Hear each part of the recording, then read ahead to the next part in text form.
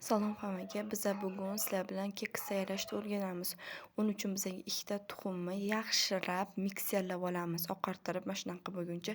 Keyin 1 piyola shakarga niyam aralashtirib olamiz. Keyin 1 piyola o'simlik moyi va sut qo'shamiz. Men 1 bokal sut qo'shdim. Yana siz ta'bga qarab qo'shavering.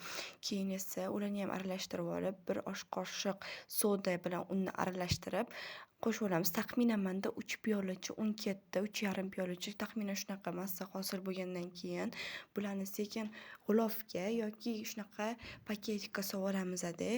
Keks qolipchalarimizga sekin-sekin solib chiqishni boshlaymiz.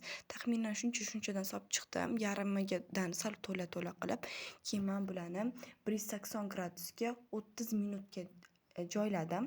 Lekin meniki sal ertaroq pishib chiqdi. Zubachistga tiqib tekshirib oldim. 25 minutda shunaqa asal chiqdi. Ichini bo'lib ko'rsam ham shunaqa asal turibdi. Prям zo'r chiqdi.